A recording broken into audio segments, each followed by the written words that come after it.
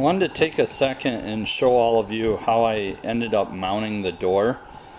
I believe I sort of covered it in another video, but I just wanted to kind of do a close-up so maybe everybody can understand better if you had any questions. So I made these aluminum pucks, and I made the base quite a bit bigger to give a lot of surface area, and then I threaded them for 5/16 course, which is 18 threads per inch. So I thread them for 5/16 course, and then if I move back, you can see that I drilled 5/16 hole there. That's actually an old sheet metal screw hole that was kind of holding everything in place. Anyway, there's one of the mounts. So I've got this one on the bottom, and then if I move over here, I've got this one right here. That's 5/16 hole. And then back here in the back, I drilled a hole through, and that mounts the top. So there's two top mounts and two bottom mounts. The aluminum puck that you see right there actually bumps into this angle bracket, so the bolt comes through from the inside, and that's what holds that aluminum puck sits against. And actually I set this up so I have like 4 stainless steel washers, and they're actually pretty thin washers. They're almost like shims, so I can take those in and out to move the door towards the car or away from the car if I want to put more in.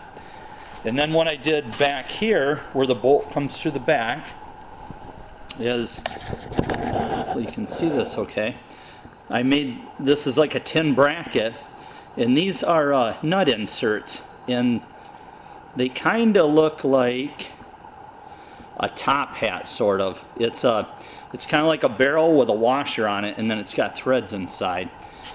So anyway, what I did was I welded this to this bracket, and I kind of put sort of got the bracket up in place and put the bolt in, and then I was able to kind of get in and tack it in a few spots and then pull the door back off. It wasn't a real easy job to do, but, and then there you can see where the barrel's kind of like sticking through that bracket, and that barrel's threaded.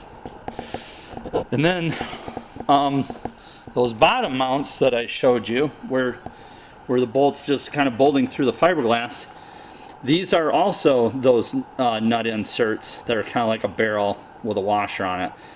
So once I had the door all in place, and I had it sort of held in place with the small 1/8 inch, or they're not 1/8 inch, they're like number 6 sheet metal screws, and everything was in place, I bored a 5/16 hole through the fiberglass into this 1-inch tubing, and then I did the same thing here at the back. You can see it. And then once I did that, I pulled the door back off, and then I had to bore that hole a little bit bigger so this nut insert would slide in. And then you just weld on that washer edge of it and then grind it back flat. So you can see on both sides how I did that. I just want to cover that so that if there's any questions on that, and there's that bracket up there, it made more sense to you how I went ahead and mounted it. Also, on the nut inserts on the bottom, I also got everything spaced so I could put washers in between that frame and the actual fiberglass.